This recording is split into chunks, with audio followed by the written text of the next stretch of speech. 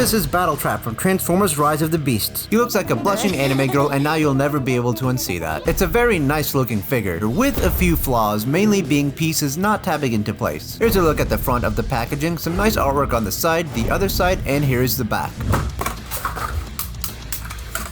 This figure looks absolutely amazing. He has so much incredible detail on him. It really does feel like a movie figure. Because it is one, so obviously. He has a really nice orange all around to him. However, one thing I don't like are these pieces sticking out at the back. I think it looks really ugly. This is not what God intended. And these are best orientated this way, so that way it's easier to move the arms. But it doesn't really matter how you do it. Anyways, he has a really nice head sculpt. A lot of great detail at the top, a very sharp and angular look. He kind of looks like a Gundam with all the pointy pieces and the V-fin. Doesn't seem like he has a normal type of mouth, just some more angular pieces. The back of the head also looks nice. Some really nice detail in black underneath the head. Some nice silver spots down here. You have the front of the car mode for the chest piece. This part is a faux front piece though, meaning this figure is garbage. Just kidding. The actual front piece of the vehicle mode is tucked away in the back. This does have these little bits on it that the vehicle mode doesn't have. There's also a nice weathering effect to it, along with a nice level of intricacy in the middle. He's sporting some nice looking shoulder pads, which aren't completely bare. There is some small detail. And from the various images I've seen online, the shoulder pads are either flush to the arm, sticking out to the side a little bit, or sticking all the way out. Honestly, it's just a toy, so the preference is up to you. I like having it out to the side a little bit or completely flush. And if you're messing around with the figure, they are going to become flat like that anyways. The arms really do have a great amount of detail to them. You can see all the nice mechanical bits and pieces, so much great sculpting going on. You can see all the nice intricate stuff they added to make this figure really stand out. Now only if they gave him cat ears. The hands do look pretty basic, but that's alright. Some nice mechanical detail for the crotch area, and it looks like he has his faction logo on the crotch piece. And even more detail down over here on the legs, especially inside here, and a decent amount of detail on the other side as well. You can see what appears to be some vents on the legs maybe, what appears to be pistons above the knees, and some very interesting looking knee pads. Further down the legs, you have that silver there with the wheels at the back, and some very mechanical looking feet. He does have some really cool spikes on the shoulders, because he's an edgy boy, with a tiny amount of detail. On the back side of the figure, you have more of the vehicle mode, and the backpack kibble isn't too bad looking. It really works with this figure. Underneath it, there is a port for a stand. I love the orange tinted windows it has, and then not too much going on the rest of the back of the legs. I also noticed that this back piece can disconnect at times. It's kind of fiddly, and if you do have it tabbed in place, these light bars can kind of get in the way. Also, I genuinely don't know if they're supposed to be sticking up kind of like that, or if it should be more flat. They do appear to be more flat on the box art, but in the end, I guess it doesn't really matter. We're all just specks of dust in the universe. Anyways, is this a good time to ask you to like and subscribe, please?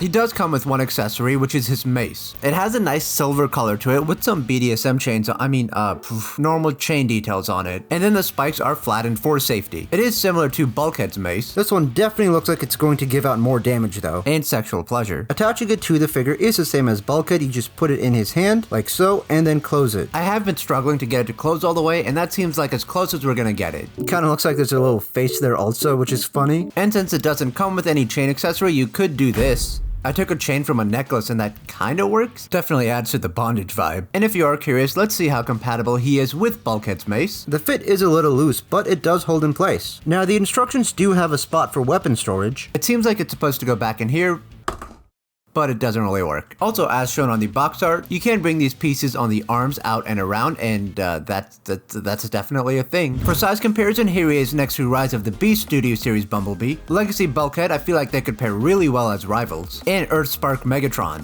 For articulation, the head can move up and down. It does have a full 360 rotation. 360 arm rotation, the arm can move out. You do get an elbow bend. No hand movement, unfortunately. Bicep rotation, waist rotation. The legs can move out. They can move forward, you can bring them back. The legs do have a pretty good knee bend to them. The feet can move down, along with having a full 360 pivot. This guy looks so great, and I can't wait to see him in live action. Now for the transformation of the figure, which is a bit complicated, but the first thing I would do is untab this. Make sure the shoulder pieces are fully flush to the figure if you haven't already. Make sure the feet are facing down, and then bring out these side pieces, making sure they're fully straight. Bring these pieces out on both sides. And what's cool is that when you remove these pieces, it does reveal some extra detail. Bring the feet together just like so. Take the head and bring it out along with that front chest piece, and fold it up. Rotate both the front pieces of the vehicle mode up like that, and once again you get some more intricate designs inside that you'll never really see. Now take the head and push it in. Move these arms out of the way so you can rotate this piece around. Unfold the actual front piece of the vehicle mode. Now we can bring out these light bar pieces. They do need to hook under here, so do that and get them to tab into place. Now we can rotate the leg piece and